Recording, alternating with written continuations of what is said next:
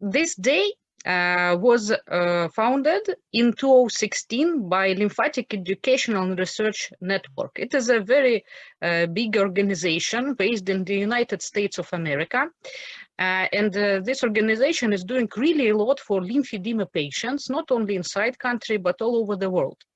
And to make this disease visible, because in the world there are more than 250 million of people with lymphedema, but in many countries, medical system is not noticing them. And I think it's quite familiar for many of you as well. So to make this disease visible, to put more attention to it worldwide, this day was founded. And I met William Ripici, the CEO of the Lymphatic Education and Research Network in 2017 in Barcelona in the World Congress. Then we met several times again. And this person is really a heart of this project. And it's very nice that now we can participate in this day, not only in one country. For example, I'm doing for World Lymphedema Day in Russia, a lot of stuff, but also Romania, Malta, yesterday was Bulgaria, and my colleagues also today are speaking online and offline with patients all over the Russia and in many other European countries. Like this, we can see the map where today or near today different occasions about lymphedema are going on. So you can see Asia, Europe, and Latin America, and of course North America. Again, important thing that there are really a lot of patients with lymphedema. For example, in Russia, there are more than 5 million. It is approximately 2–3% of population. So you can count yourself what will be amount of patients in your country. And the biggest problem in lymphedema is that when person notices that he has some slight edema, the beginning of edema, he starts to search for a right kind of specialist who can help him. But he spends a lot of time sometimes going to wrong specialists and searching for the right solution.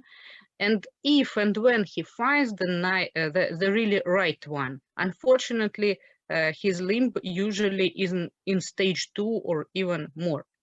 So the main aim of projects like today is to give information as much as possible, so the way of patient will be very short.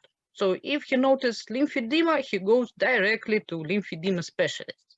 But not only patients should know about this, doctors as well. For example, usually patients, when they have some edema, they are going to the specialists to whom it can be related. For example, if lymphedema appears after oncology treatment, usually patients are going to their oncologist showing, look, I have a big arm, what to do?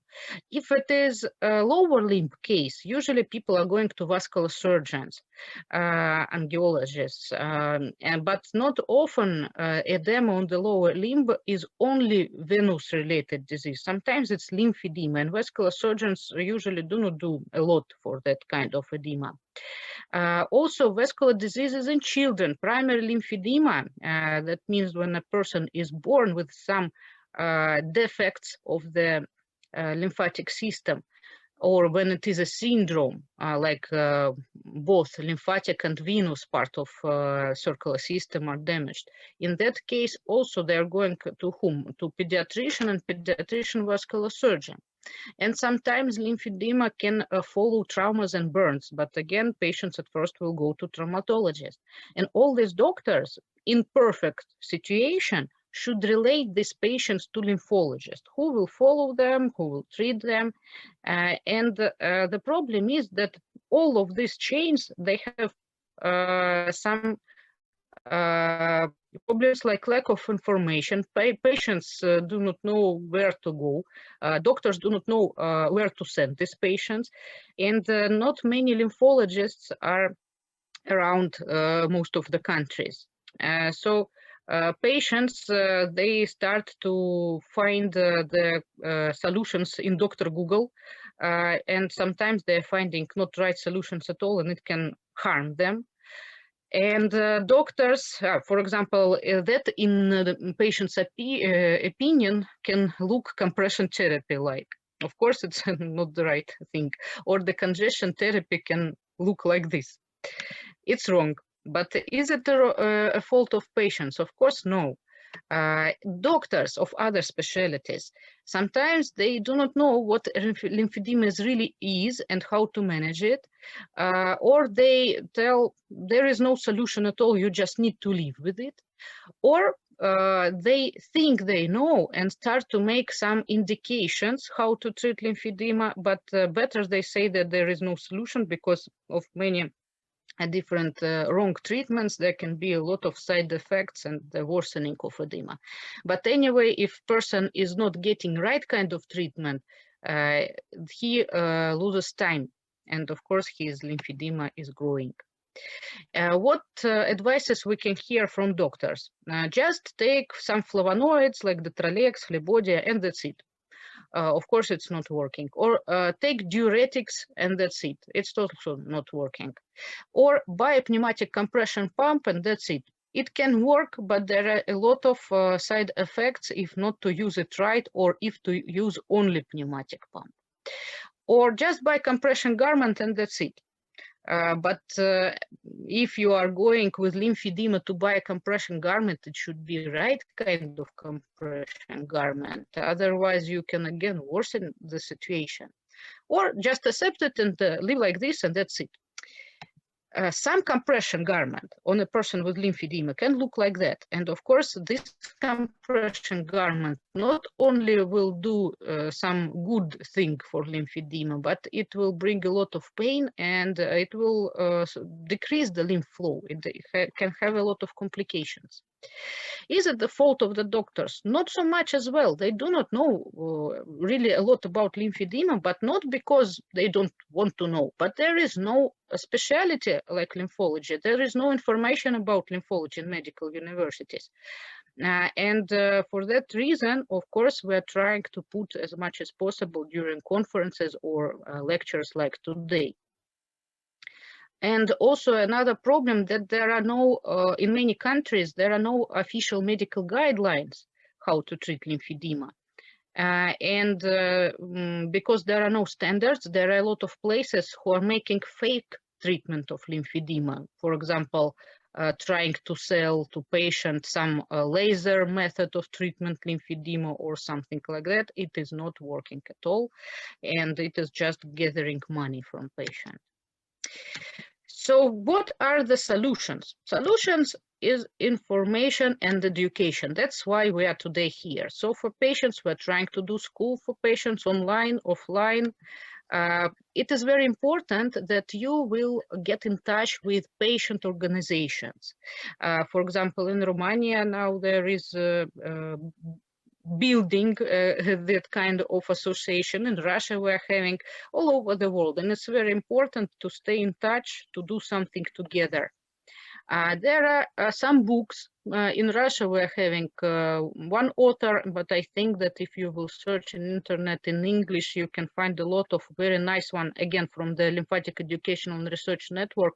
On their sites there are free books to download in English. They're very nice. Also, there can be applications for phones, journals. If you can accept information in English, this organization will be a very good start. You can find a lot of there.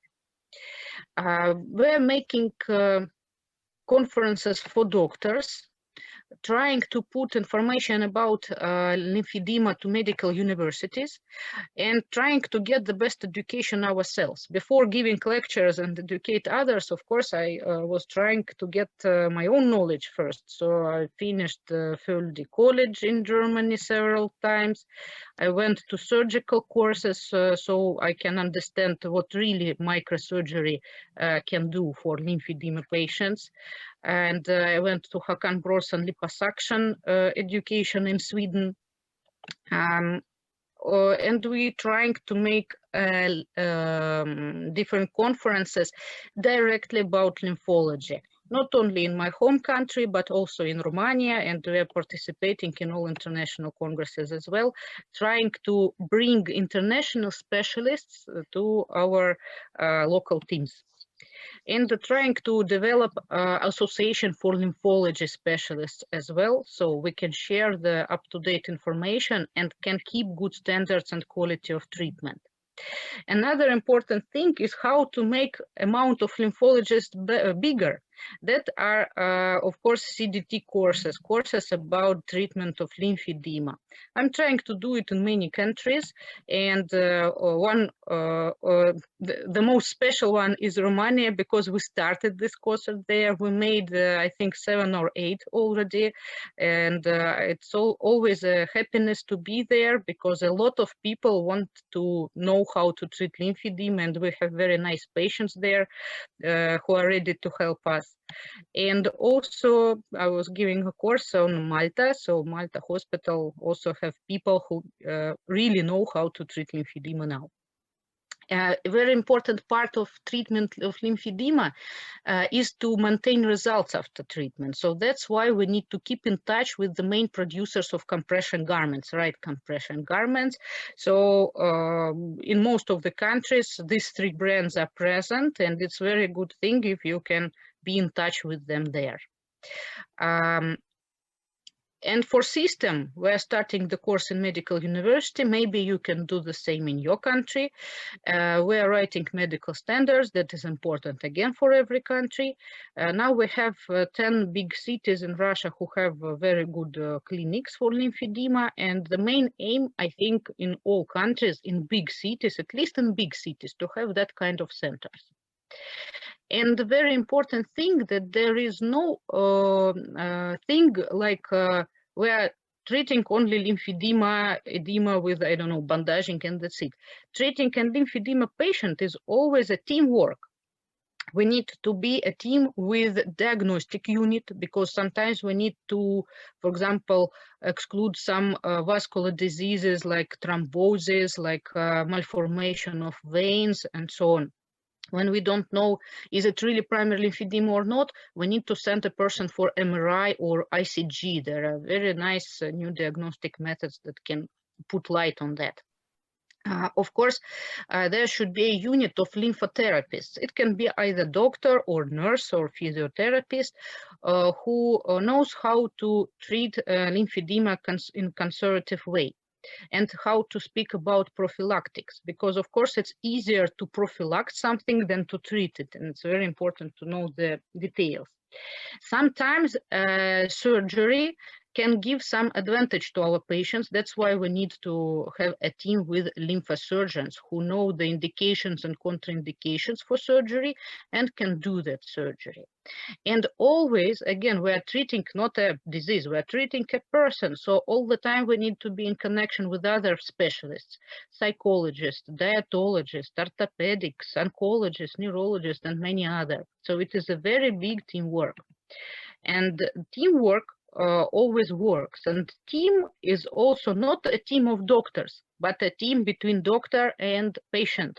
If patient will not put his own impact, his own effort in treatment of this disease, we do not have results. So teamwork is a good thing. And if it is just like my pressures, everyone doing his own stuff and not sharing with others, this will not work at all. So now we are going a bit into physiology and anatomy. I will remind you how the lymphatic system works, so you will understand better what's happening when we are having, for example, oncology treatment.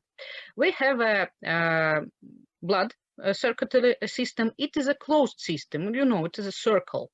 And in that circle, actually there are 2 circles, yes, there is a pump, heart. And when it is giving pressure, the blood is going inside that circle. But lymphatic system, it is addition to the blood system. It's also part of circulatory system. It is a semicircle. It starts from the peripheric little small capillaries, lymphatic capillaries, and then it goes directly all throughout to the clavicular area to enter back to the venous system. And if you see on this picture, there is no heart at all. So somehow lymph should move itself until it will reach the venous system. If to explain in an easy way how the whole balance of liquid is working, we are having the supplement of tissues by arterial blood. Arterial blood go into first in arteries, then in arterioles, little arterial vessels, then to capillaries. In capillaries, there are little, let's say, windows, and through these windows, the liquid with oxygen and different nutrition things going out of vessel into the interstitium. In the interstitium, there are a lot of cells who are taking from this liquid what they need. Of course, then a cell lives its life and it gives away something, some waste products. And these waste products are removed also mostly by the blood system. Again, into the venous part of the capillary, all this liquid with the waste products is entering through little windows. But the problem is that some of the parts of these waste products can have very big sizes. And these sizes are bigger than the windows in the capillaries, blood capillaries. So for all that big things, the lymphatic system is created. So 90% of what is in interstitium will be removed by the venous part of the circulatory system, and 10% will be removed by lymphatic system. What big particles it can be? For example, as I was saying, waste products, substances. In many cases, it is protein, big molecules of protein, and sometimes it can be really big and can enter only into lymphatic vessel. Even on this picture, you can see how small are blood and venous capillaries and how big is lymphatic capillary. It is several times bigger, and of course, bigger parts can enter it. So proteins, toxic proteins, waste proteins can enter lymphatic system. What else? It can be fat cells as well, lipids. Also, it can be dead cells. We know that every day some cells are dying, some cells are growing again. So dead cells, they are big, and again, they can enter only lymphatic part. Also, different microorganisms, if they're really big, they can be removed by lymphatic system, and metastatic cells as well. And so everything what is big will be removed by lymphatic system. And usually it is around 2-3 liters per day of lymph that is in the circulatory system should be evacuated each day. Again, on this picture, you can see how bigger the lymphatic capillary is than the red arterial one. And we can see that the windows, the entrance to these capillaries are also quite big. So that's how it works. And this is to show how dense is the network of the vessels under the skin in the interstitium. And you again can see that blood vessels are very small and lymphatic are very big. So they are starting, I like to explain that they are starting lymphatic vessels like branches of tree with little branches like capillaries. And then from capillaries, all lymph is collecting into a bigger vessels. They are called collectors. They have valves and they are bringing lymph upstairs to the venous angle, to the clavicular area. You can see here all lymphatic system is green and blue is veins. So finally, all lymph will be collected into two big trunks, and it will be all entering in the end the venous part of the circulatory system. But before reaching the veins, lymph will be filtrated in the lymph nodes. So lymph nodes is very important part of lymphatic system because it have several purposes. First of all, like we said, it's a filter. So everything really bad, like bacteria or metastatic cells, will be stopped usually in the area of the lymphatic nodes. Even if it can somehow pass through one, it will be stopped in another one. And if it is bacteria, then immediately in the lymphatic node, the special immune cells are starting to be produced to attack the microbe and to have then immune memory for it. If it is metastatic cell, also in most cases, first of all, it will stop in the nearest lymphatic nodes. That's why it is so important during oncology treatment to remove not only the tumor, but also the nearest lymphatic nodes. And finally, we can reach the lymphatic, the venous system. But before that, a very important role of the lymph node is that it also is making concentration of lymph. So part of the water, let's say, of the liquid is going into the venous system directly on the level of the lymphatic node. So it is making lymph more concentrated. So after lymph node, lymph is almost clear and it is concentrated in protein and less in water. Why I'm putting accent on that is to understand what's happening with some part of our body if the lymph nodes were removed. So for example, if in breast cancer case, we removed lymph nodes from axilla, we removed a very important organ of the immune system. So we will have a higher risk of skin and under skin tissues infection. And another problem is, of course, that there is no more concentrating organ there. So all the amount of liquid, of lymph liquid that should be removed from the arm now should be sucked into another region. All this volume load will go on the other lymph nodes, to the neck, to the opposite axilla, and so on. And another important question that we need to discuss is how lymph moves. Like I explained, in blood system, there is a heart, a pump who is moving everything. But in lymphatic vessels, there are no heart in the system.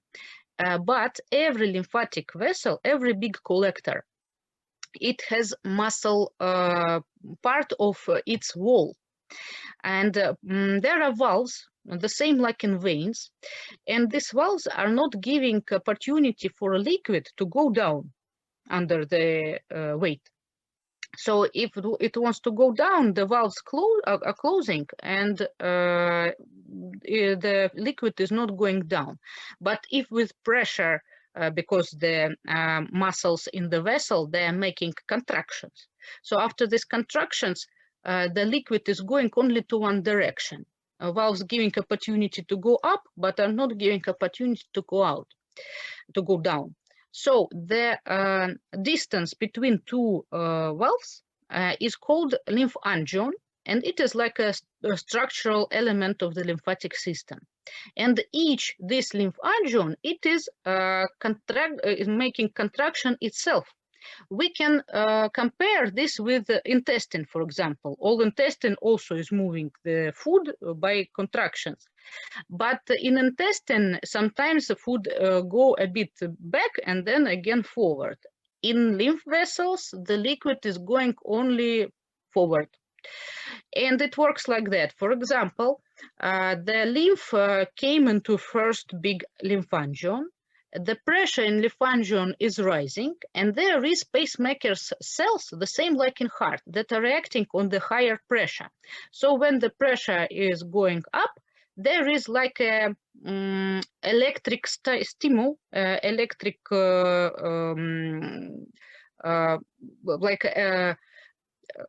it gives the signal to the muscles to make a contraction, and then the muscles doing contraction and all the liquid is entering another lymphangion, and one after another, slowly, very slowly, the lymph is moving inside vessels.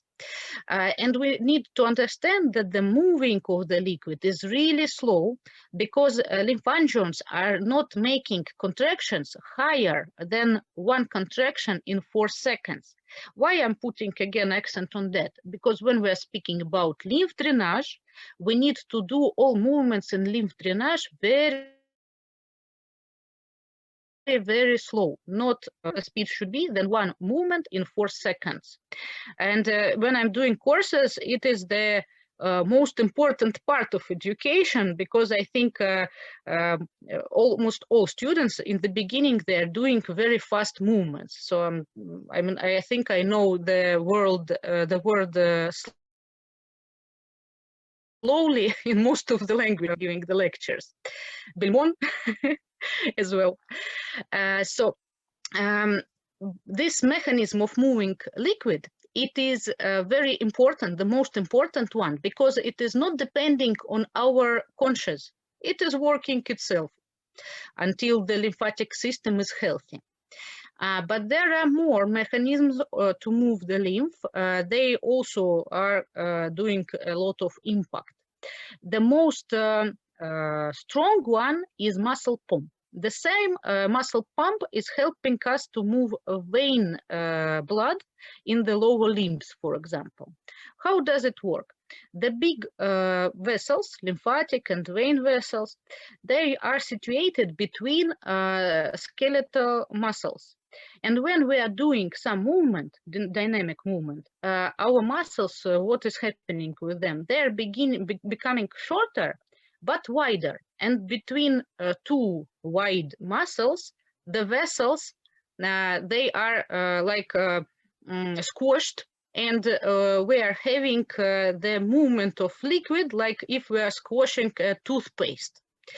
And this mechanism is very important for people with already existing lymphedema, because if lymphedema, I will show it on picture, is existing for a long time, the vessels itself, the main mechanism of lymph flow, will not work anymore, because in long cases of lymphedema, in old lymphedema cases, the wall of the lymphatic vessels, they are losing all the muscle possibilities, and they are just sclerotic connective tissues.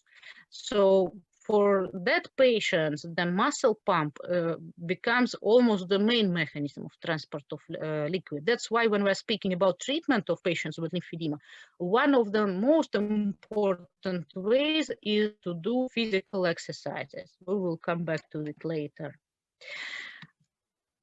So, like I said, there is on this picture, the deep system where all lymph is going in the big vessels, then filtrated in the lymph nodes, and then going up to the clavicular area.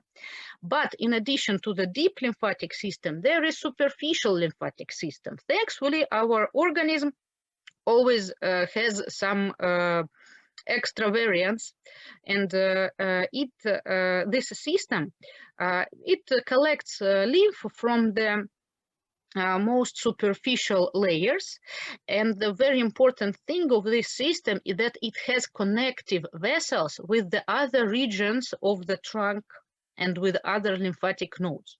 Usually in the healthy condition, for example, even from the superficial lymphatic system, we are collecting lymph in the same regional lymph nodes. Like on this picture, we can see there is axillary lymph nodes, and they will collect the lymph from the arm and from the chest, from this part. For example, right lymphatic nodes will collect lymph from the right arm and the right part of the chest. But if these lymph nodes will be removed from axilla, we can see that there are connections, they are pink on this picture, that there are connections with other lymph nodes, with the opposite axilla area, with the neck area, and with the inguinal area. And these ways becoming very important ways to reroute the lymph from the limb if the regional lymph nodes are removed.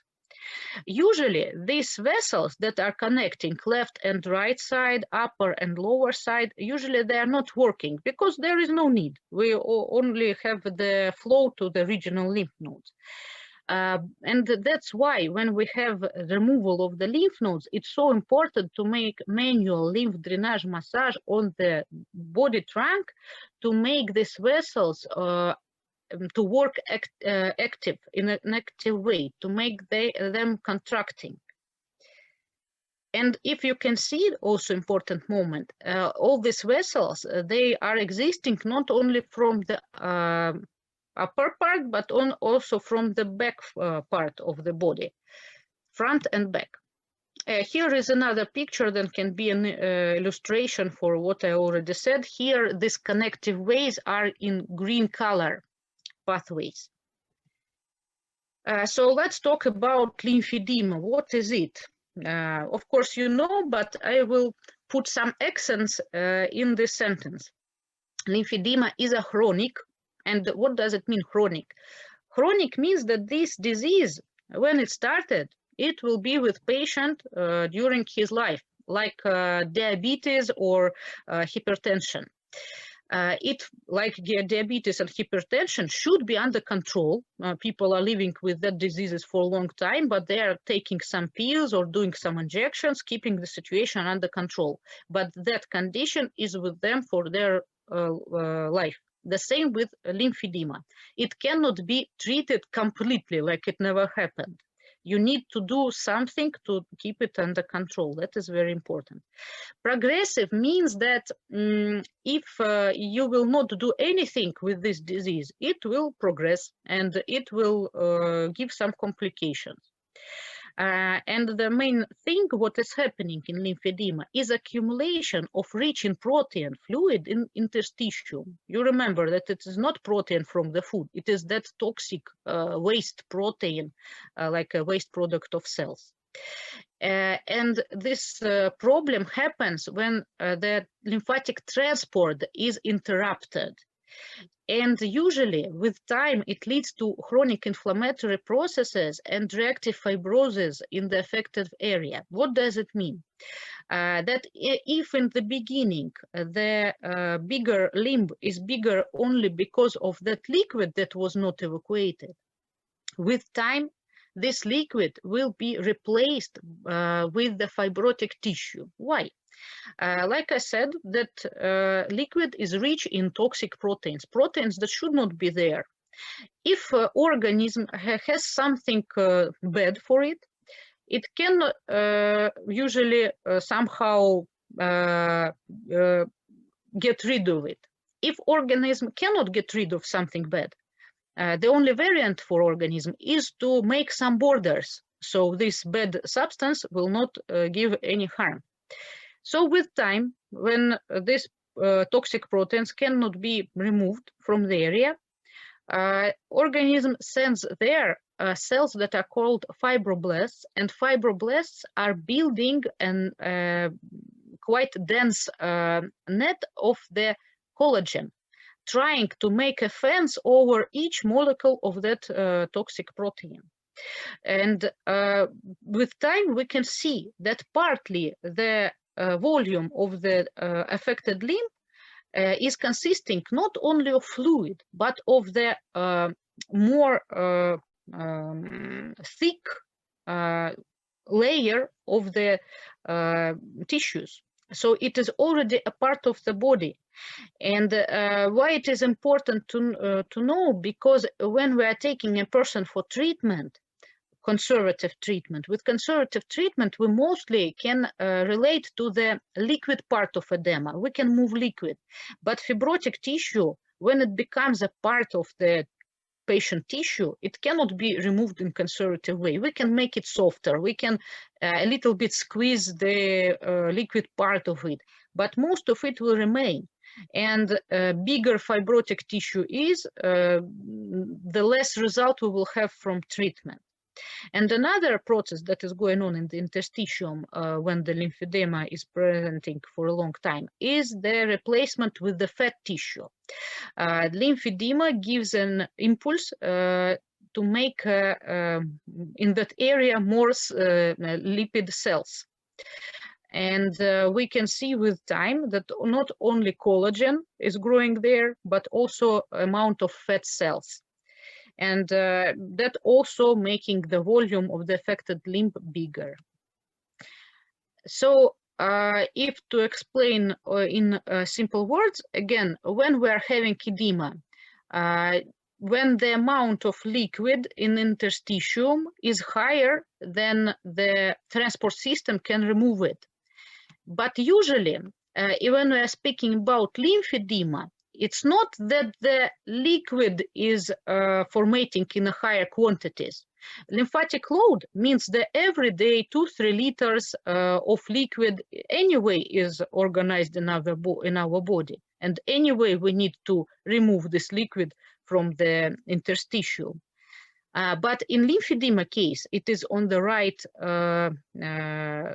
picture or in the below area.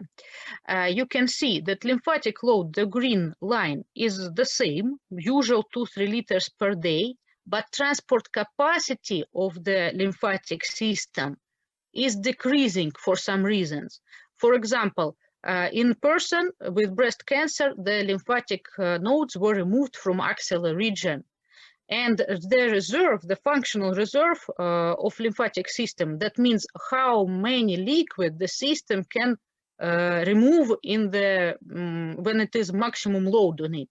The transport capacity immediately decreased because we are not having any more lymph nodes, and of course all big vessels that were going to that lymph nodes, they are cut and cut forever.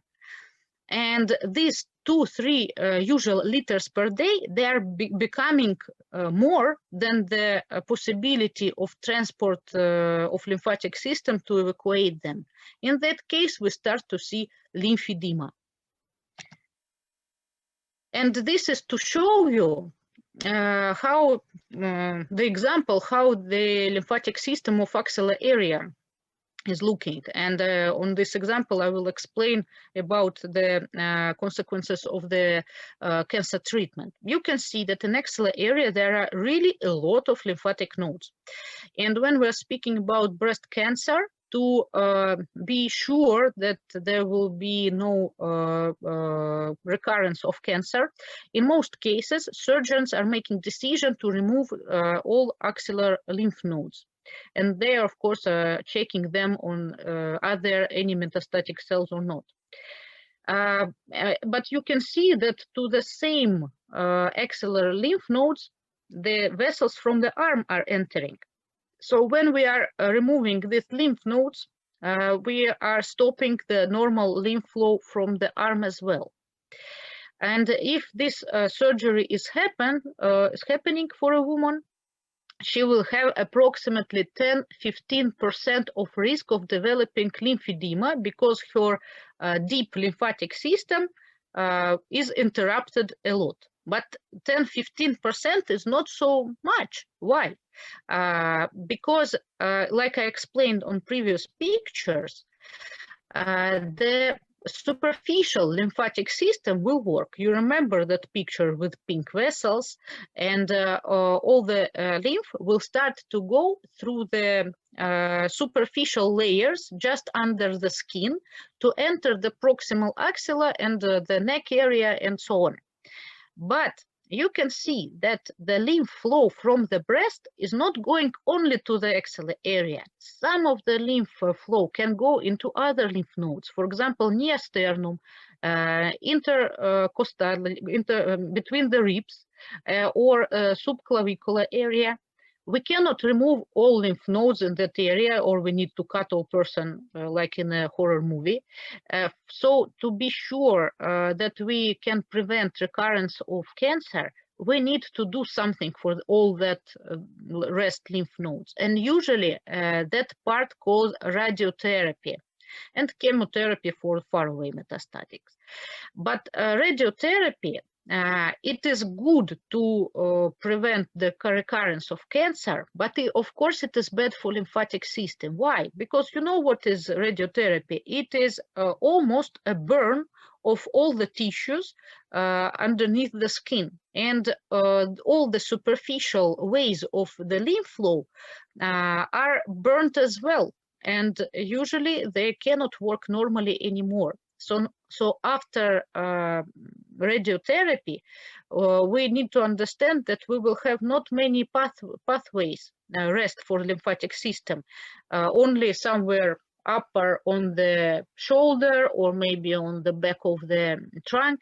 So that's why a person after combined treatment, surgery and radiotherapy, will have much more risk to develop lymphedema, approximately 40%. So almost every second woman after combined onco treatment will have problems with the lymph transport, and that are very big numbers. Almost the same situation is happening in the gynecological cancer. For example, if the cervix cancer or uterus cancer happens, not only organs are removed, but also all the lymphatic nodes that are in the vicinity. And the more complicated thing about that kind of cancer is that, for example, if it is only one breast and we are removing axillary lymph nodes, the risk of lymphedema is only on one arm. But if we are speaking about gynecological cancer, all that lymph nodes in the pelvic area, they in many situations are responsible for the lymph flow from both legs. And there is a risk that both legs lymphedema will develop, not only one. And again, in that kind of cancer, there is a big impact of the radiotherapy. If radiotherapy on the pelvic area occurs, the risk of the lymphedema is really higher.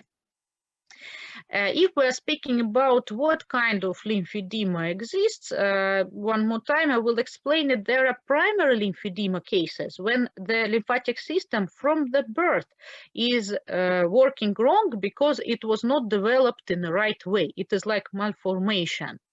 These vessels can be more narrow than they should be, or in less quality, or in less quantity, or without valves, for example, different variants. And there can be secondary lymphedema. That means that the person was completely healthy and then something happened that damaged his lymphatic system. For example, like we explained, cancer treatment or some trauma or some bad diseases of the veins. So the liquid flow started to have a load on lymphatic system and it was excessive. Or for example, obesity, it's also a very big problem. A person with BMI more than 40 almost every time will have problems with lymphedema. And there is an infection in tropical countries, filariasis, parasite infection that also can lead to lymphedema. And like I said, this disease, it goes in stages if it is not treated. The first stage, it is 0 or called a latency stage. In that case, we do not see any edema at all, but we know that there is something going on because, for example, we know from anamnesis that part of the lymphatic system was removed, like in cancer case. In some situations, the lymphedema can never go more severe, and the person will stay in this stage during all his life, and it is very good outcome. But in some cases, like 40% of cases, the lymphedema will develop. The gap between the oncology treatment and the start of obvious lymphedema, the first stage when we can see the edema with our own eyes, it can be very different in time. It can happen after 3 months after surgery. It can happen 3 years after surgery. It can happen even 9 years after surgery. But the biggest amount of cases are happening in the first 3 years. That's why it's very important to follow recommendations to prevent lymphedema very strictly in first 3 years after treatment. Then it's after 3 years, it's also very important, but we know that the higher risk in the first 3 years. Why this gap can be so long? What is happening with the tissues in that moment? Why we're speaking about 0 stage? The interstitial we can compare with a dishwasher sponge. if you take a sponge and will put a glass of water on it, it will take the liquid, but it will not change its sizes. The same with our interstitium. When there is some amount of liquid that cannot be evacuated and it starts to collect there, at first it fills the interstitium. And only when interstitium cannot take any more liquid, then we can see the changing of sizes. And then it is stage 1, when the edema starts to be obvious. It's easy to see that there are different circumferences now. And one of the important symptoms is called the pitting symptom, when you are putting your finger with pressure, and after 20 seconds or 1 minute in some recommendation, you remove it and you can see there is a print, and sometimes quite a deep one. And of course, to notice lymphedema in first stage, it is very important because, as I explained, if we are taking a person for a treatment in this stage, it is only liquid, and we can remove liquid easily, and we can have almost the same limbs as we had before oncology situation. And if a person will not get to treatment on this stage, we are following to a second stage of lymphedema. In that case, fibrotic tissue start to grow, and if in that case a person gets to treatment, we can take away only liquid part of edema, but limbs will never be the same again. So one limb always will be a little bit bigger than another, and this difference will be containing of how many fibrotic tissue developed during he was not treated. If a person doesn't get to treatment in this stage, lymphedema goes to third stage.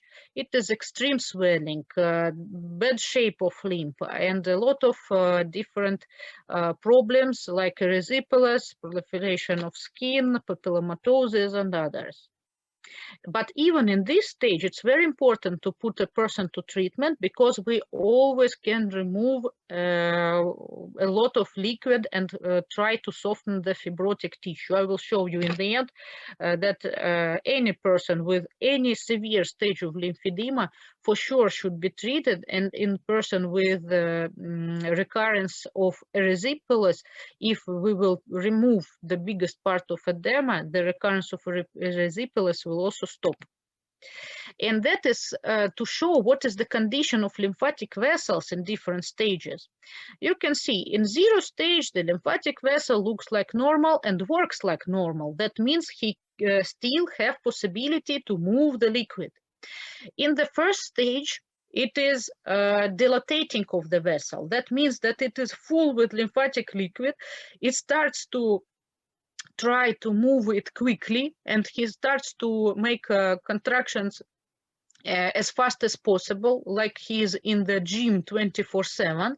But we know that higher above, there is no way to put this lymph, because these vessels in the end where the lymph nodes should be, they are cut, for example.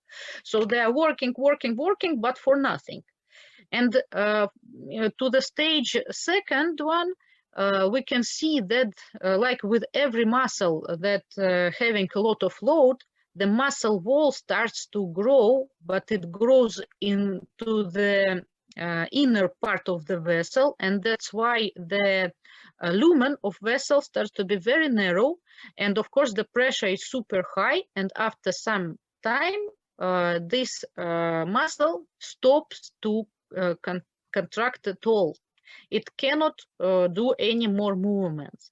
And if some muscle in our body cannot do any movements, if it stops to work, after some time it go atrophic and replaced by connective tissue. So in the third stage of lymphedema, it is not an active vessel anymore. It cannot do any movements and move the liquid. It is just a tube where the lymph is, but it is not moving at all.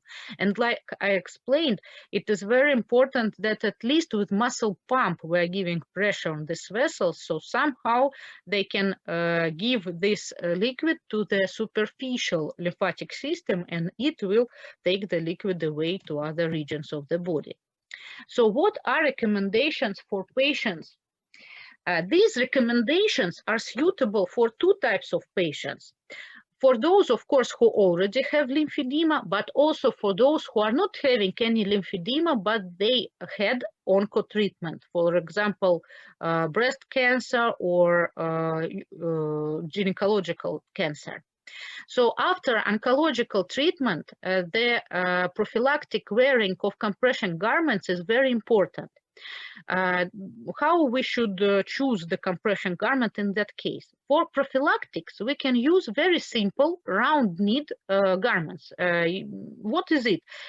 I think you know and you met in your life, like we're calling them Venus stockings, like circle knit stockings to put when you have some problems with veins. So for prophylactics, it is better to use a second compression class if the person is having quite big weight or he had some problems with edema in past. It can be first compression class if it is normal weight person and if there were no history of any edemas during treatment or before treatment. For the arm, there is from the same material special sleeves. So it's very important to buy such sleeves or such stockings just after the surgery and to put it on as soon as you can. Of course, if person is completely healthy, we cannot say, please wear these prophylactic stockings all the time. But we should put accents on the moments where for sure this stockings should be on a person. So in case of arm, it should be sleeve. In case of legs, it should be AG stockings till the groin. And they should be put on in several situations when the load on lymphatic system is the highest. What it is very big heat. When it is very hot outside and we are staying outside, even a healthy person can develop some edema because in that case, the capillaries, blood capillaries are widening and they are giving opportunity to more liquid to go into interstitium, and that increases lymphatic load. So we need to prevent this situation, not to be a provocateur. Another situation is flights. So if you are going somewhere by a plane, for sure you should have a compression garment on you. And the third situation is any type of physical load. So if you are doing exercises, if you are doing cleaning of house, if you are working in garden, for all that cases, you need to have on you garments, compression garments. And all these cases are about prophylactic garments. When we are speaking about patients with already existing lymphedema, in that case, we are speaking about another type of garments. They should be flat knitted and they should be worn from morning till evening. That means when a person is awake and doing something, he all the time needs to be in that type of garments and he needs to remove it only at night. If a person doesn't have access to flat knit compression garments, but he has already a lymphedema, there are some other solutions. They, of course, are not as good as garments, but can be at least some kind of solution to prevent the development or further development of lymphedema. So it can be Velcro system, it can be self-bandaging, some ways to give compression. Then another prophylactics for both types of patient, it is physical exercises and sports. I already explained we need to use muscle pump. So for all the patients, we recommend dynamic exercises. That means moving with the limb. It can be just some exercises from your kinesiotherapist, or it can be active sport, or it can be dances. It depends what you like, but please do something. The only thing that we should avoid is long static exercises, because if a muscle is not working when it is constricted and not working at all, then in that case we can have problems with the lymph flow. So statics and big weight lifting, if you are not prepared to it before, is a not good idea for lymphedema patients. But all other types of the sports is very good unless it gives you some trauma. So please better choose something that will not bring you fractures, because of course if the affected limb will have some trauma, the edema will grow. Another thing is swimming. And it is very important way and good way to give some. The water works like two compression garments at the same time. So when you're in water, you are protected from the edema, and every movement in water gives you opportunity to move more liquid from the interstitium. So if you don't have any contraindications, wounds, problems with the water, you need to go there for sure, and unlimited. If you want to go every day, go every day.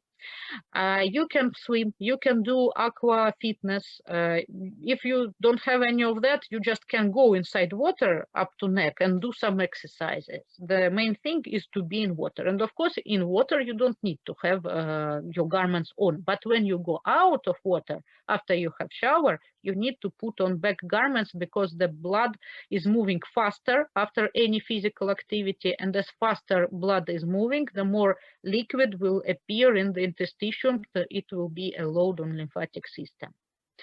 It can be not only pool, it can be sea, it can be lake. So use every opportunity to put yourself into the water. A very important thing is the diary of measurements. That is how we can evaluate our lymphedema. And both this diary is very important for patients who are not having any lymphedema for now. I mean, if a person went through oncology treatment, he is now absolutely healthy, but he wants to have the situation under control to notice lymphedema as soon as it happens, if it happens. And of course, it's important for patients with already existing lymphedema to understand how it reacts on different factors. Is garment working or not? Does a person need another session of CDT treatment, and so on? So what are the rules of the diary of measurements? It should be like a simple notebook, like persons have, for example, to check their arterial pressure. And there should be a date, and there should be several spots, the same spots, the same time. I will show you which where. And we should make the measures, these circumferences, always in the same time. If we are choosing morning, every time in morning. If we're choosing evening, every time in evening. And we should do these measurements without any tension, only skin contact. And very important to do it on the both limbs. If we will measure only one limb, and for example, we gain weight, we will think that edema starts. But if we are measuring the same limbs, or the both limbs, we will see that both limbs are growing. And that means, for example, for arms, that we are gaining weight, but the difference between the limbs is not changing. But if the difference between limbs changing, that means that there is something happens with lymphedema. So please take measures of both limbs. And you don't need to do it every day, but 2-3 times per week is quite enough.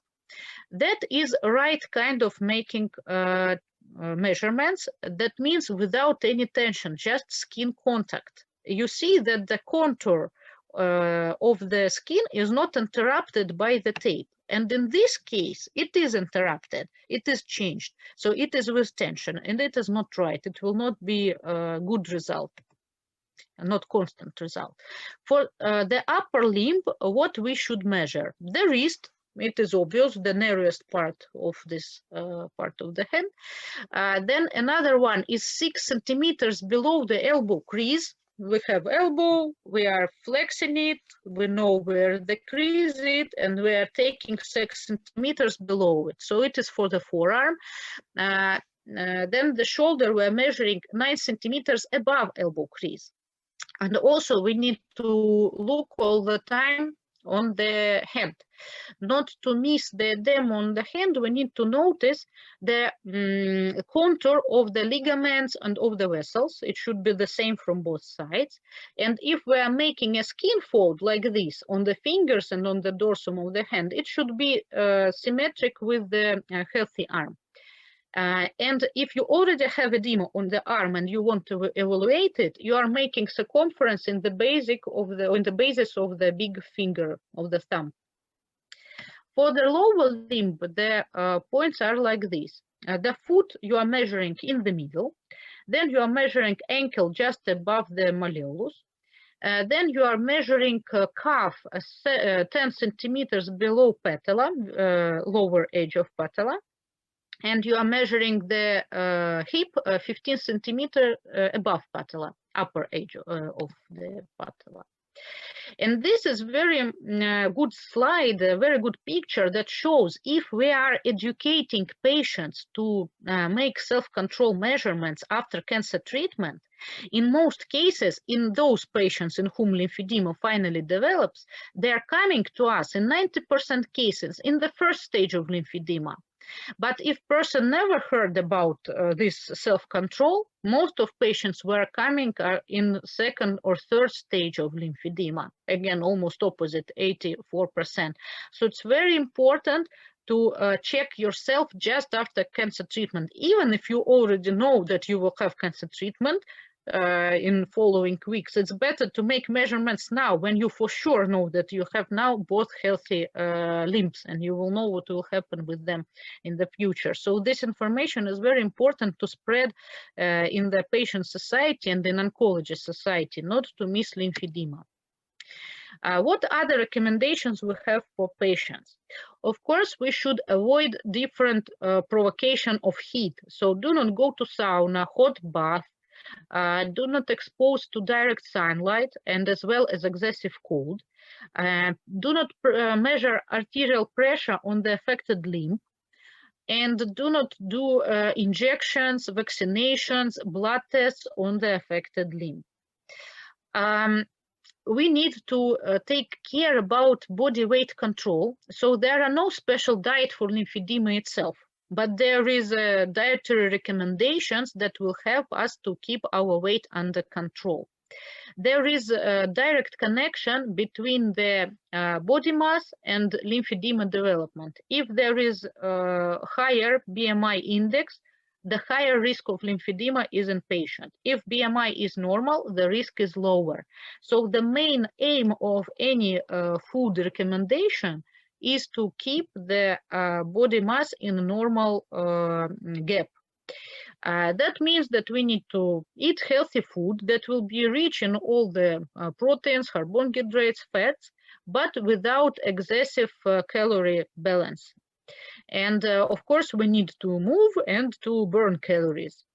And there are no special products for lymphatic system. Sometimes you can read on the internet like eat this or drink this and it will clean your lymphatic system. It is not existing in reality. And food should be healthy. That's it with lymphedema. But there are some products that are not good for lymphedema for sure. For sure, for lymphedema, we should avoid products that contain a lot of salt or sugar, because these two things will be holding the water in organism and in interstitium as well. So you should avoid to put a lot of salt in the food, and if you want something sweet, take a little piece, but don't take all chocolate bar. And another thing is about water and other drinks. It is very important, though we think it is edema, maybe we need to stop drinking. In lymphedema, it is opposite. If we will stop drinking, the lymph will be concentrated in protein. It will become quite heavy to transport. For that reason, we need to have enough amount of liquid to have less concentration of protein. So if there are no contraindications from heart and renal system, we need to drink approximately 1.5 liters per day in case of adult person. In case of child, usually it is calculated like 30 milliliters for 1 kilo of weight. And it should be just water. It should not be some juices, some tea or coffee. If you want to drink some of that, you can, unless it is not juice from a package that contains a lot of sugar. But still, you need to drink 1.5 liter of water. And be quite careful with alcohol, because alcohol will improve lymphedema. I mean, the amount of edema will be, the amount of liquid, retaining liquid will be bigger. And if edema appears, please go to doctor, better find lymphologist. Then we are going to recommendations about skin care. This is very important part, because the skin condition on the affected limb will be not like in the healthy arm. It will suffer from different problems. Usually, first problem is that it becomes dry. And also because lymphatic nodes are not working properly or they are removed, there are no immune response, prompt immune response. So there is a risk of erysipelas. For all of that, what should we do? We should take care about moisturing and nourishing the skin. So every time when you put off the garment, for example, before sleeping, put some good cream. It can be what you like, or it can be some pharmacy brand. And if you, for example, if it is really severe dryness, or hyperkeratosis, you can use special creams with 10% urea. For example, Jobst, it has this cream, and if you cannot find something in pharmacy, you can buy it from the Jobst brand. They have really a lot of supplement products, not only garments. To avoid skin defects in a normal life, we should follow several recommendations. If you are doing manicure or pedicure, do it with special automatic tools, and try not to use scissors on the skin area of the nail bed. If you want to remove hair from the affected limb, and for example, if it, we are speaking about legs, also we are speaking here about pubic area. Even there, please do not use blades. Use only depilation creams. If it is issue about the lower limbs, please find very comfortable shoes that will not making any blisters or irritations. And if anyway you are having some kind of that problems, before wearing that shoes, put on the most affected places leukoplasts. If you are doing some work in garden, or I don't know, cleaning some fish or cutting some flowers with thorns, put on gloves, protect your hands. If it is a period of a lot of mosquito bites, use repellents, because even little mosquito bite is already a gate to for infection to enter. And of course, if you start to itch it, to scratch it, because it can be itchy, then the square of the entering of the microbes will be bigger. And if you are going to wash yourself in the shower, better use soft sponges. Do not try to rub with some hard sponges.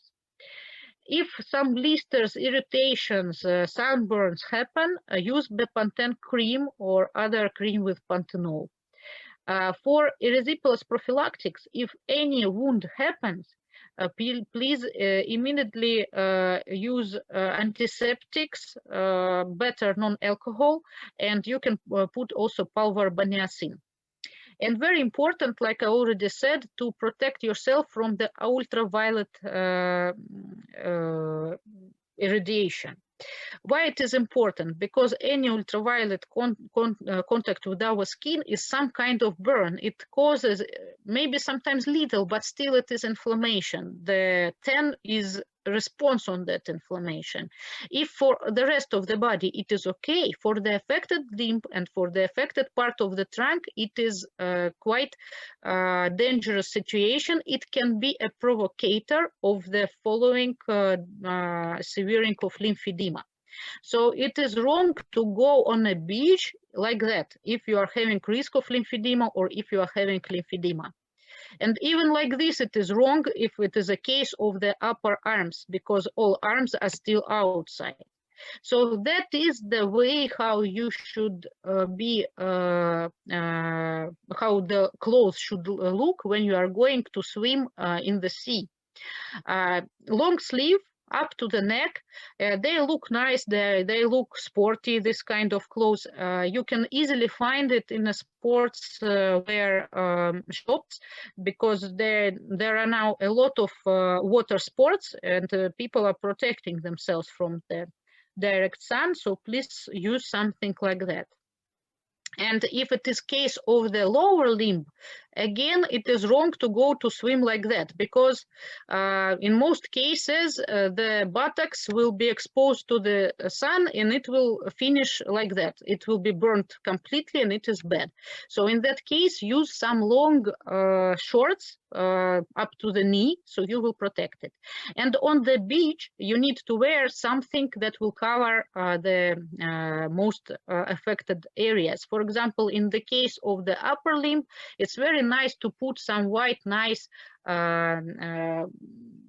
short above, some nice blouse, so it will cover the arms and the chest.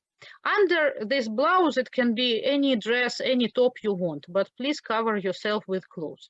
For the lower limb, it can be nice long dress, nice long skirt. In case when there are some areas that you cannot cover with clothes, use please very high ultraviolet factor cream. Better to have 100 if you can find it. If you cannot find, at least 50 plus it should be. But do not rely on it so much. Better to cover yourself with clothes. So these creams are only for the parts of the body where clothes cannot be put on. In case of the burn, sunburn, you should use Bepanthen cream or Panthenol. So now we will speak about the modern ways to treat lymphedema. So what to do for patients with already existing lymphedema. Surgical treatment of lymphedema, they started from the solutions, just cut this limb completely and you will not have any problems, to the different surgeries. They were trying to remove a part of the lymphedema, but usually it finishes not good and you can see a lot of complications. It's called debulking surgery, and nowadays it's almost not performed because not good result, a lot of recurrence, a lot of scar tissue, not good variant. Modern surgery is about super microsurgery. So the main idea is maybe we can connect lymphatic vessel, little one, with the little vein, and the excessive lymph flow will go exactly to the vein system in the limb, not in the clavicular area. And that is called lymph-venular anastomosis. Another way to make a surgical treatment is to make a transplantation of lymph nodes. Like, okay, we removed from maxillary lymph nodes and let's put there another lymph nodes.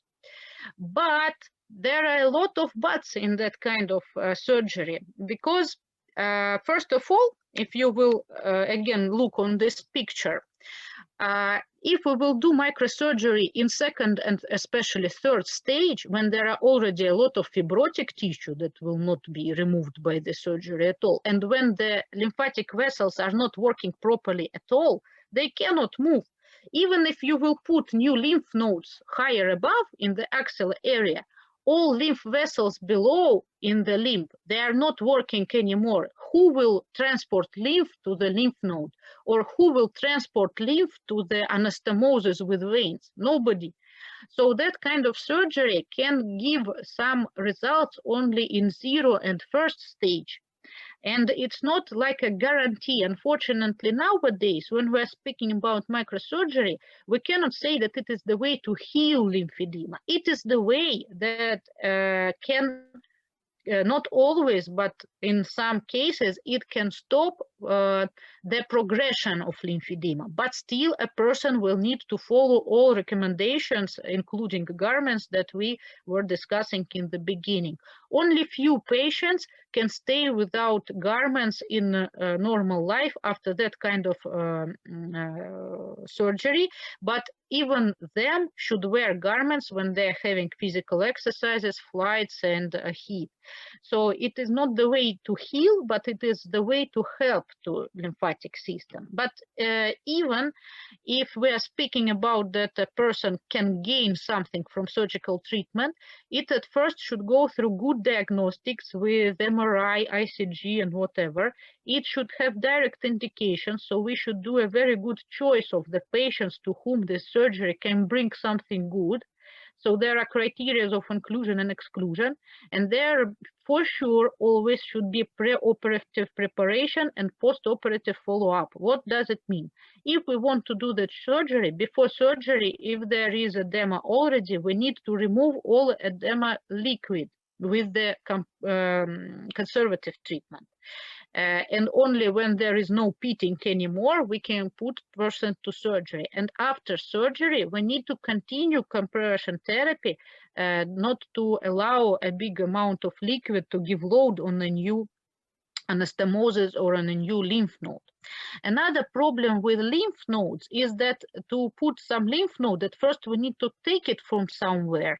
And there is a certain amount of cases when edema on the place of the taking lymph node limb were developing. For example, we want to put a lymph node in the axilla area and we are taking it from the groin area, and the edema of the genitals or of the lower limb starts.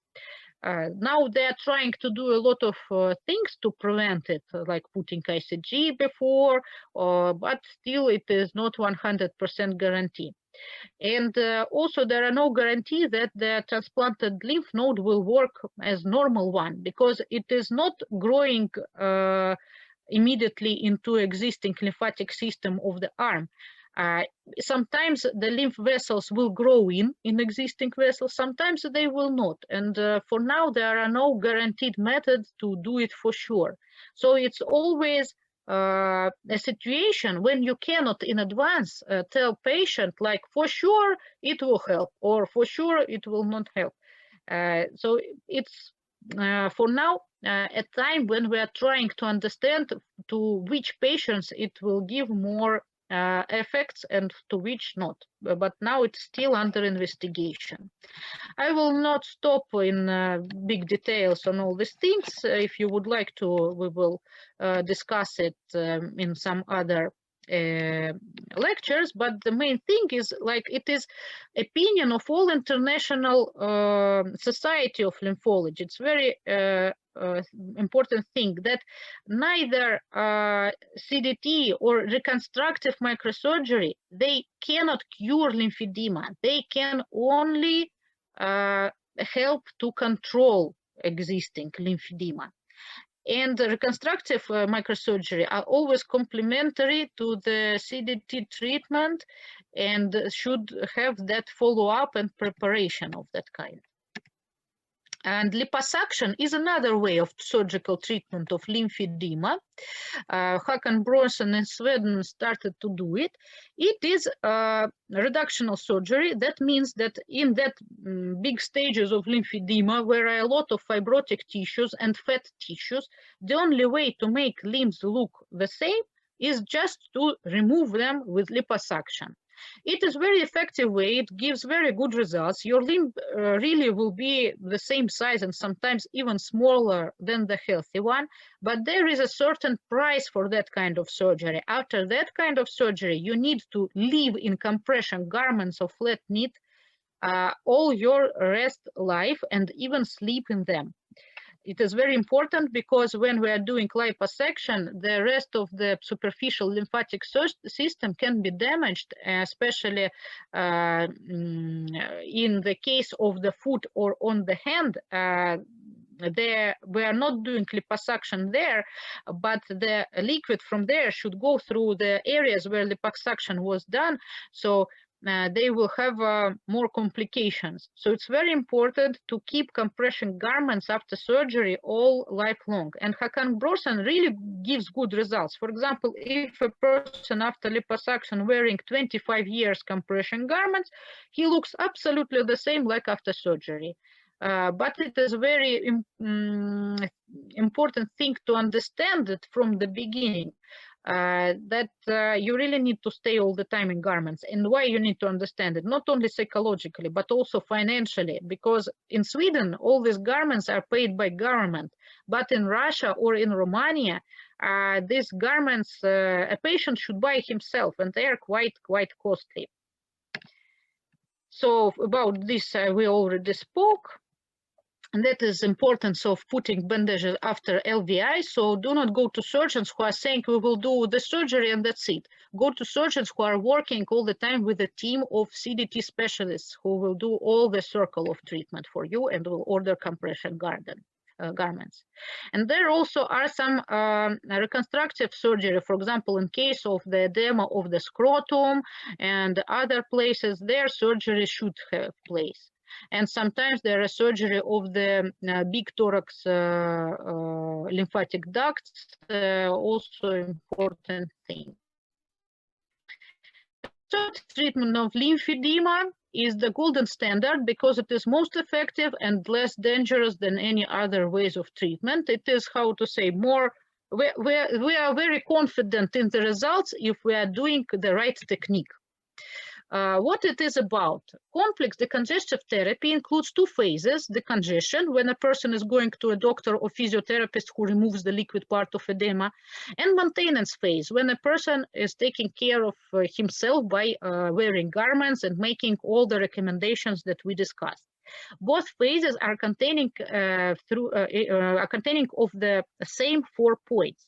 So it should be skin care, and we discussed it already. It should be exercises and moving the muscle pump that we discussed, but also manual lymph drainage and compression therapy. Compression therapy will remove the liquid part of edema, and in the first phase it is compression bandaging with the special bandages of the lower stretching, and in second phase it is wearing of compression garments of flat knit.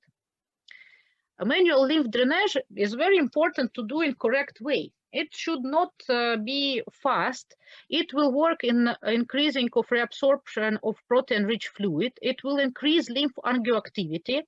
And the most important thing, that it will give a opportunity to redirect of the lymph fluid aside of the blocked area to the healthy lymph nodes.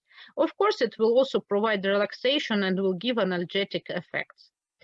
And the main rules of manual lymph drainage, that it should not be painful. If manual lymph drainage is painful, that means that the person who is doing it is doing something wrong, or it is working on the inflamed lymph nodes, or he is doing a lot of pressure.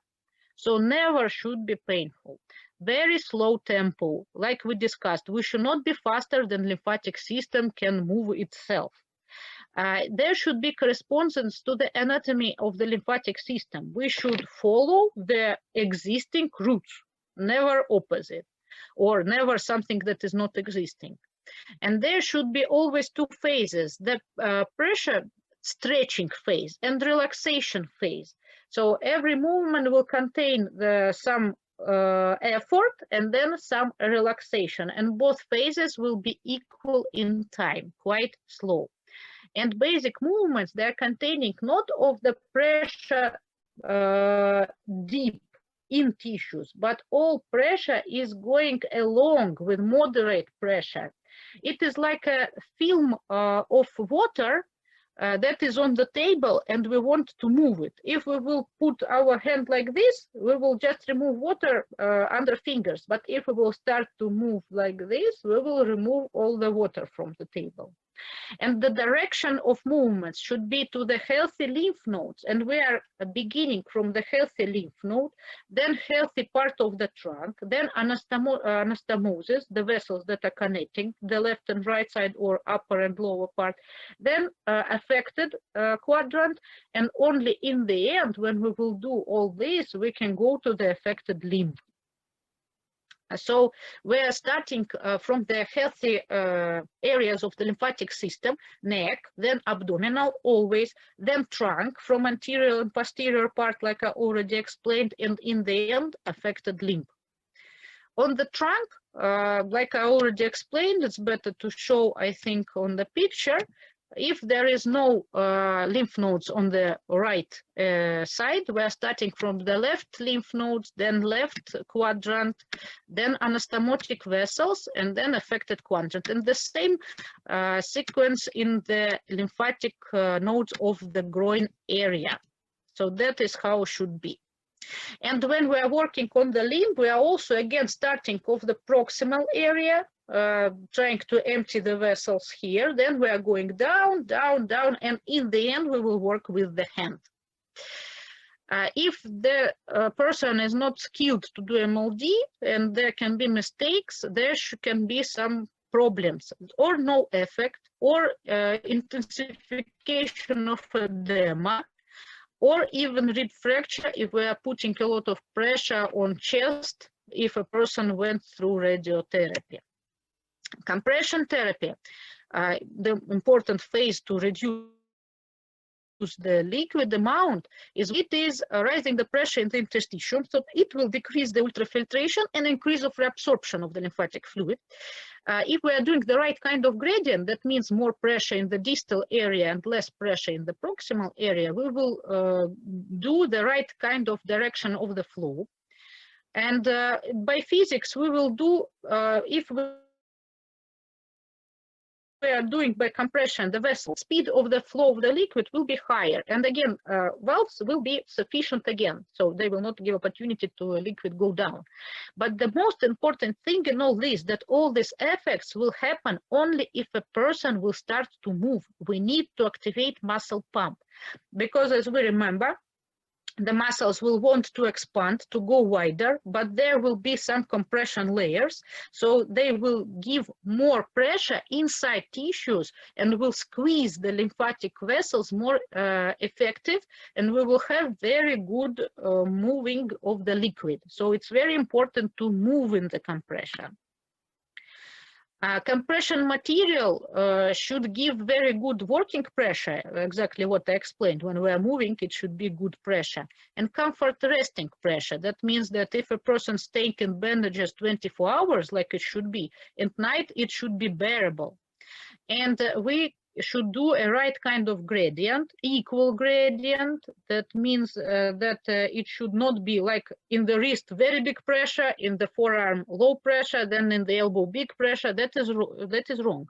It should be big pressure in the distal part, and then smaller, smaller, smaller, in the end the smallest pressure. And the material should not go into the folds and make strangulations.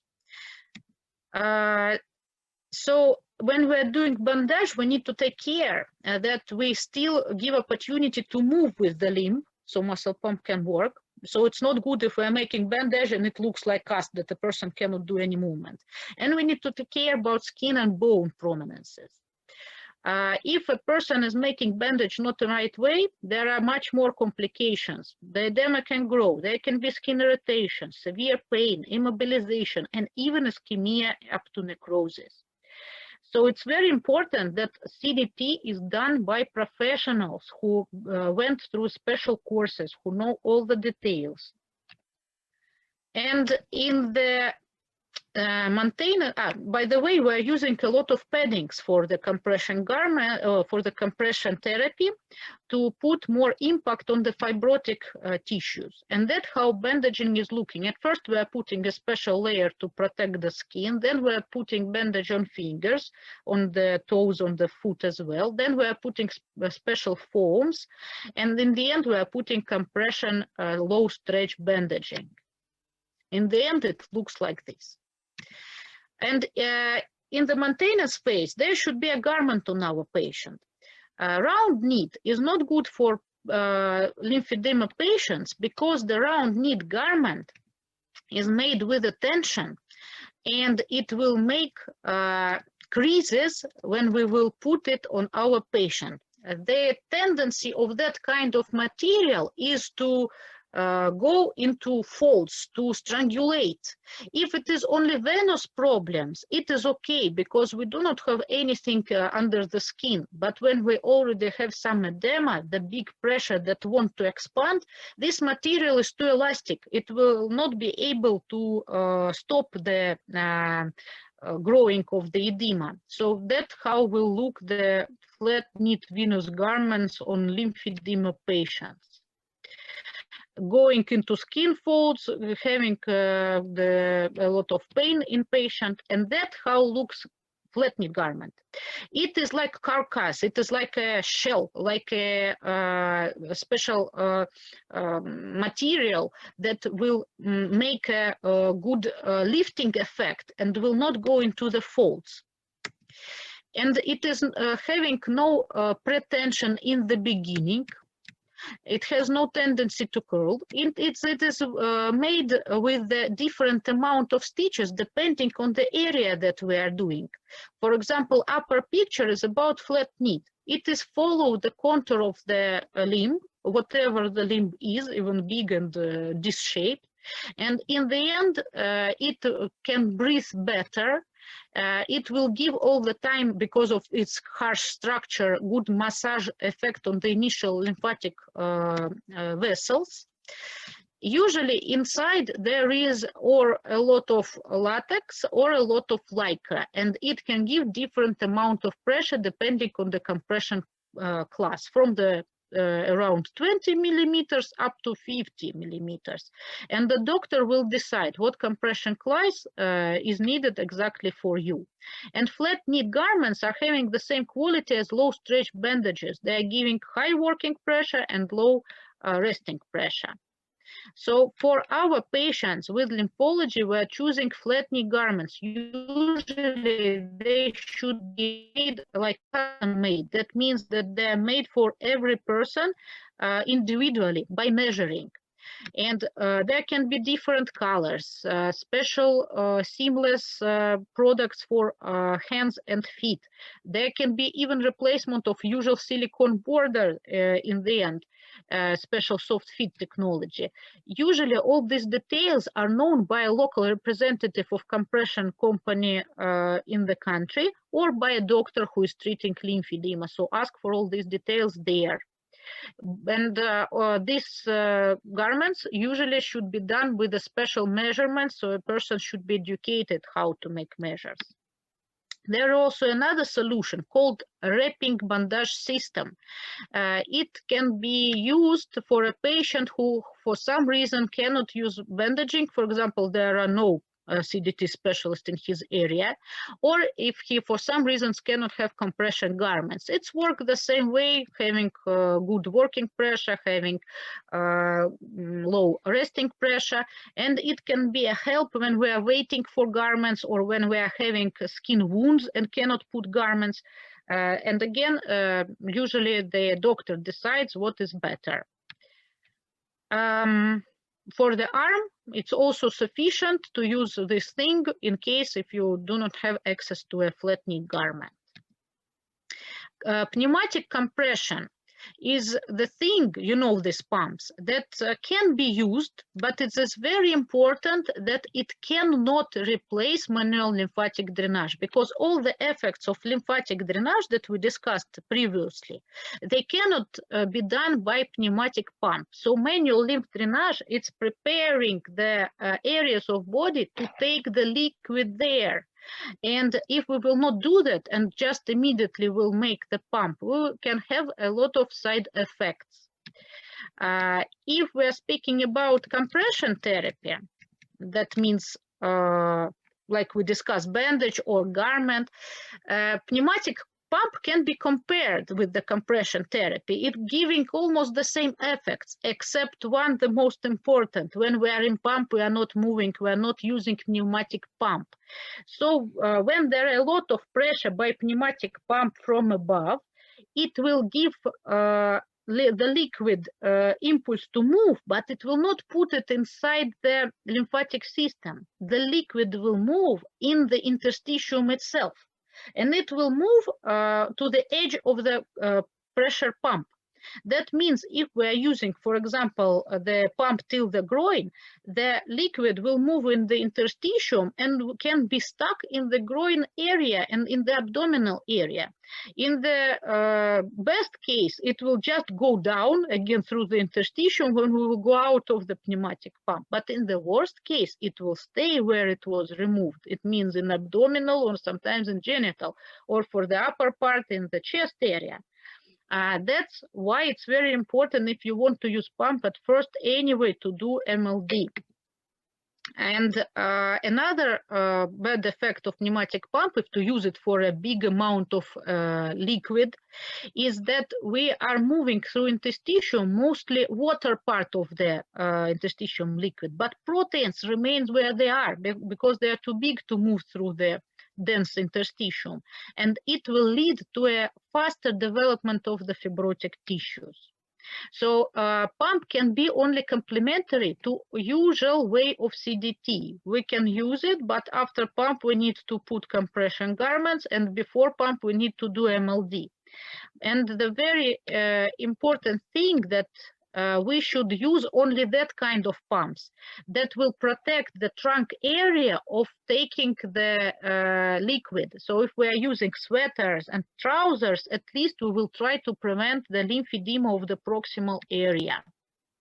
Because these bad side effects, these complications happened in my practice, and there are a lot of evidence in the literature that they're happening worldwide. So we need to use pneumatic pump better, not for the treatment of lymphedema, but for the maintenance phase. In the maintenance phase, there are no more free liquid that can give harm. And for maintenance phase, to make the garment work more efficient and so on, we can use pump. But for treatment, I do not recommend it. It is reasonable concern, and we need to still do more research about pneumatic pump. About children, in children, we can use more techniques connected with taping, but still we're doing the same bandaging and lymphatic drainage, putting some special paddings, putting special layers of foam to protect the skin, and putting in the end the same custom-made garments. And you can see that if a child undergoes the treatment quite frequent, and if parents continue to do it themselves, and it's very important to educate parents, we can have very good result in the end. Lymphedema under control can look sometimes like absolutely healthy food if it was taken under care from the beginning and parents are doing it all the time. And all these cases are my patients from different countries. And children, they can deal with bandages much better than adults, I can say. And these are some cases that are treated with only conservative treatment with no surgery, and you can see the results, how we can remove really big edema. For example, this my colleagues from Moscow, you can see how it looked and how it became in the end. It is only conservative treatment, only CDT. And this is as well, and this is as well. And this is as well. Here was also reconstructive surgery on the scrotum for a child, for a big lymphedema. It is from Kazan city as well. Very good results. And this is from my Turkish colleagues. It took 2 months to do the result like that, but you can see how the edema is reduced, and of course it's completely different quality of life. And there is a person, the physiotherapist, who did all that work for that patient. Of course, after work like that, physiotherapist looks like that, but it's worth it because you see the happiness in the eyes of the patient. So the main thing that we should not do CDT like, it's some massage, it's some bandage. It should be done really properly. So that is not working, but if we are doing it for our relatives, it will work. And patients can look beautiful, even in garments. You can see it's all my patients on the fashion show. They are in garment, but they look completely feminine and very beautiful. So it's all about the mind and about the approach of a doctor who will give them the sense that they are keeping situation under control. So thank you for your attention, and I'm ready to answer the questions. Thank you, Dr. Aleksandra, for this beautiful talk, for very detailed and well informative. I believe in the chat we had one question by Fiona Faruja, who is a complementary therapist, and this is her question. I am not a nurse or a doctor, but a complementary therapist. Have you had any good results with helping to manage lymphedema by reflexology or aromatherapy massage, and using essential oils like fennel, for example?